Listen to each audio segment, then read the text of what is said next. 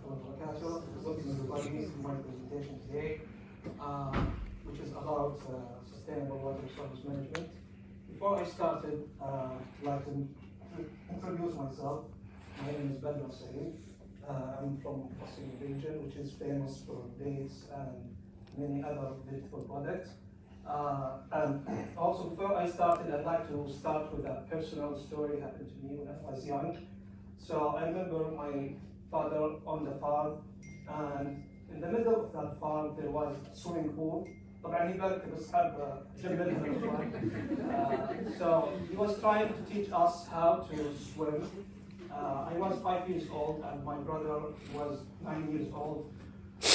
And what he was doing literally, he was just carrying us in the middle of the swimming pool, throwing us, then leave us. So he was trying to teach us how to stop the fear of swimming. At that moment, I know that I was waiting him every time that he throwed me to carry me, but after maybe 2 or 3 throws, he didn't take me, so I thought that I died literally. Then at the last moment, he just carried me. Since that moment, I think I start my relation with water, and I'm not sure if it's a good relation or not. But however, we have to keep or we have to move forward as our great country and our leadership keep inspiring us. So this is my story, and let's start with.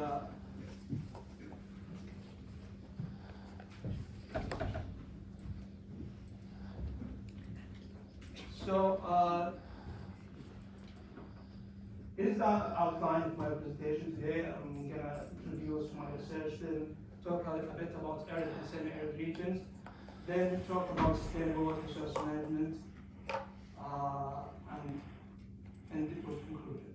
So, for the introduction, as we all know that after the atmospheric or the peaceful atmospheric happened in the world after the Second World War, the population have been increasing, as we can see, from around 2.5 billion to 8 billion, and that requires a lot of resources.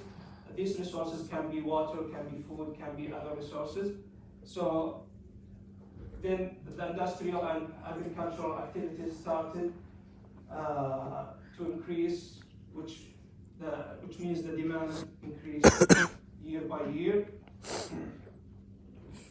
That also helped in the climate change or the phenomena, the global warming phenomena, which leads to the climate change. So more pressure on these natural resources. For that reason, the development principles being announced in 1992, and the main focus was about the water resources management of these principles. So why I'm doing this research, there is a global motivation behind this research, which is to ensure the availability and sustainable management of water and sanitation for all. We know that there are around 2 billion in the world lack safely managed drinking water, while there are also 4 billion cannot use a proper bathroom that we know. Also, the water scarcity could displace 700 million people by 2030. They have to move from their place because they don't have any more water. Now we'll talk about the arid and semi-arid regions. You can see them in the red and the yellow in the map. So the arid region, you can see that the north of Africa and the Middle East, or particularly the Gulf countries, which is my main focus in my research. And what do we mean by arid and semi-arid regions? Arid, it's a region with a high temperature, surpass 40 degrees, and with little rainfall rate. So they receive less than 100 millimeter per year, while the semi-arid regions are less harsh temperature, but still like they receive 250 to 500 millimeter per year of rainfall rate. Also, like the evaporation are much more. The evaporation rate are much more than the precipitation rate. So, as I said, that my main focus is about the Gulf countries, which is Saudi Arabia, Kuwait, Bahrain, Qatar, United Arab Emirates, and Oman. Why I'm focusing on these countries? Because they have similar conditions.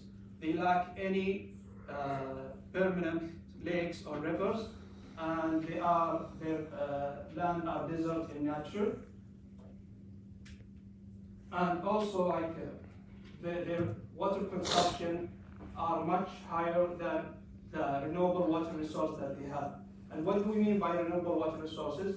In all the world, like as we said, they have rivers or lakes that they can use to drink water, while in these countries they depend on groundwater. And the groundwater divided in two sections. Some of them shallow groundwater that can be recharged by the precipitation, while there is another deep groundwater which is considered as unsustainable, since it's like the oil. It's been formed through millions of years, and any consumption for them, it's difficult to replenish these aquifers.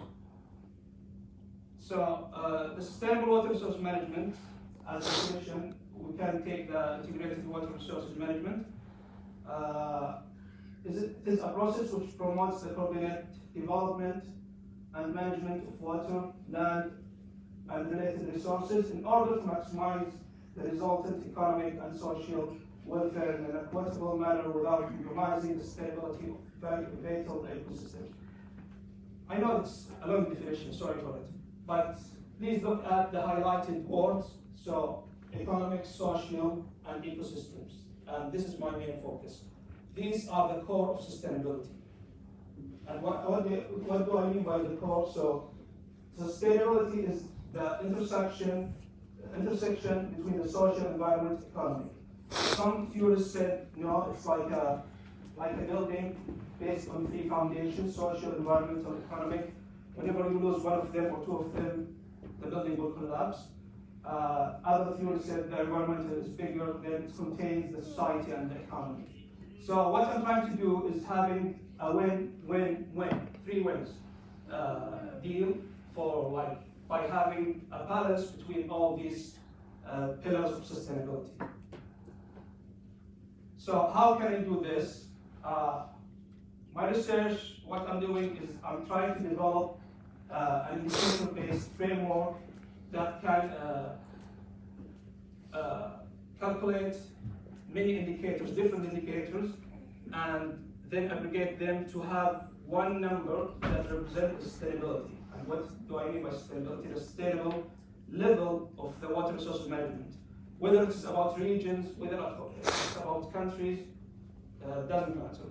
And the advantage of this framework or this tool, it can help the decision makers, the policy makers, even the public to understand what are the weak points that they have in their systems. And maybe the disadvantage that you cannot put any complicated indicator there, because as we say that it should be simple for people to understand.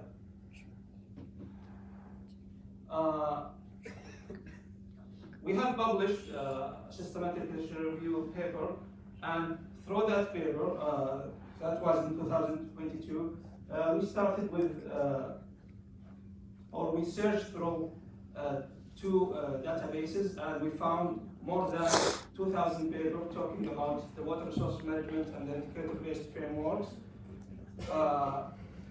We finished with 19 frameworks from these papers, and we tried, what was the aim of this literature review was to look if there is anything particular for the Gulf countries, like arid and semi-arid regions like the Gulf countries. And this, like, if there is nothing, this is a gap gap of knowledge that we need to fill. So the result was that there is nothing, let's say, 100% acceptable for arid and semi-arid regions like the Gulf countries.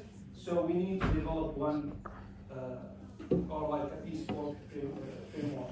We call it the Sustainable Water Resource Management Assessment Framework. We are trying to evaluate the sustainability of these systems. So this is like just an example from my research. So it's like a bottom-up approach. We start with the yellow boxes about, we call it them sub-indicators. So from these sub-indicators, we can have indicators, and from these indicators, we'll go up to get components, and from these components, we finish with final index value. Let's start with the economic failure. We can say that we have the water losses. What do I mean by water losses? It is, can you imagine that 40% of the water, the domestic water in Saudi Arabia, particularly, it's been leaked. So let's say the water treatment plants are making or treated, let's say 100 cubic meter of water, 40 cubic meter of this water just leaked. So it doesn't reach anybody. So that means economic loss and also environmental loss. But here, like we're talking about the economic side, also the cost recovery, we have the water tariff, how much the citizens are paying for this water to have a cost recovery, because we are trying to make a sustainable system. And if we are trying to make a sustainable system, we have to cover the costs, how much we, what it costs us to make it sustainable. So we have like, what is paid for this product should be equal or more than the cost of it, as like any commercial person. And also like there is the government subsidy. So it's difficult, like the water are, especially in Saudi Arabia, are very expensive. So it's difficult to be paid by citizens. So for that reason, we have a generous government that paid a lot, maybe 80% of the cost, the real cost of the water. So this is another thing that we have to consider. For the social pillar, like we have to look to let people know about the water awareness, raise their water awareness, knows that we are in a desert country, and this desert country, the deal with water should be in a wise way. Also, like the intervention accessibility. So we'd like to introduce the grey water used in these houses. What's the grey water? So you know, if you are washing your hands, this water sometimes goes right away to the wastewater. How come? Like this water is very clean, like not that high, not very pure, but still clean. You can use it for planting. You can use it for different uses. Why we are just throwing it into the wastewater? The same thing with the rainwater harvesting. So we have to get benefit of this water. The last thing, which is the focus of the theme of this of our talk today, is the environmental pillar. There are two things comes from the environmental pillars: the CO2 emissions and the quality of discharge, the water quality. So talk about them more. Like, so let's say about the environmental pillar here, the emissions. This is like very good map made by Hamia et al. 2022, and we can see here clearly that the desalination, there are 6 sectors that produce the CO2 emissions in Saudi Arabia, and you can see that the desalination comes in the 2nd position. So that means this technology is in its current shape, it's hurting the environment. And the good thing that still the country, by the vision of 2030, is aiming to reduce this number. So 75 million metric ton of CO2 are reduced from the desalination water only in 2020. And here some technologies that are being used, and one of them called the multi-stage flash, which is MSF. We can see how it produced the most CO2 the good thing that the country now trying to reduce the use of this technology, and what's the replacement is the reverse osmosis, the RO. As you can see here, that the contribution to emissions is the fewer one, the reverse osmosis. Also, like the environmental pillar, the quality of discharge. So the desalinated water, when we're finishing from doing getting the water from the sea and taking off the salt, this salt called a brine, this brine usually being thrown to the sea, and that will affect the aquatic life, the sea life, which is not good. So now the country are trying to get benefit from this brine by using it for other products, not throwing it direct to the sea. Also the temperature, like these plants are increasing the temperature of the sea, which affects the fishes and the plants inside the sea, under the sea.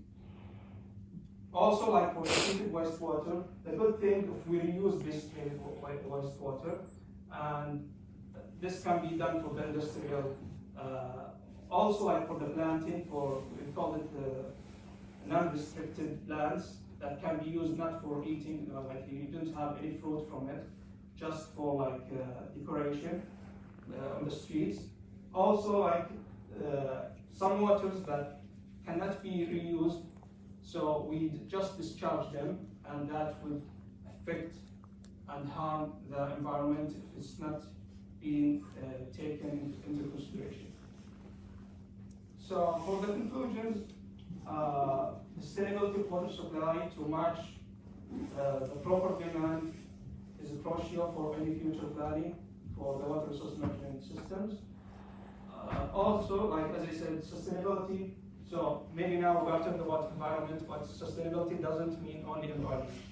We have to look at this carefully. Sustainability is more about how to enhance the life quality, how to make the economic cycle be sustainable by balancing between the cost and the benefit, and also the environment, to protect the environment and make it environmentally friendly. The last thing is my tool is under preparation, and the first stage gonna be design different indicators, then it's gonna be sent to experts to get their opinions and refine this framework. I'd like to acknowledge the Saudi Arabian Cultural Bureau in the UK, presented by Dr. Amal Battani, for her efforts to support us during our education, and also Jamiat Al-Qasim University, my heart, for financing me.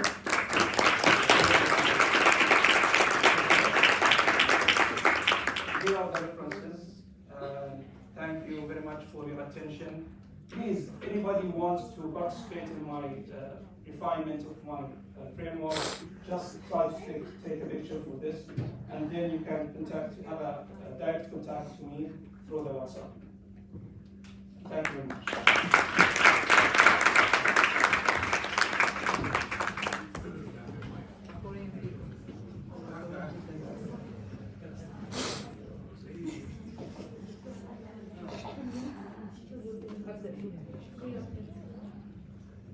Thank you.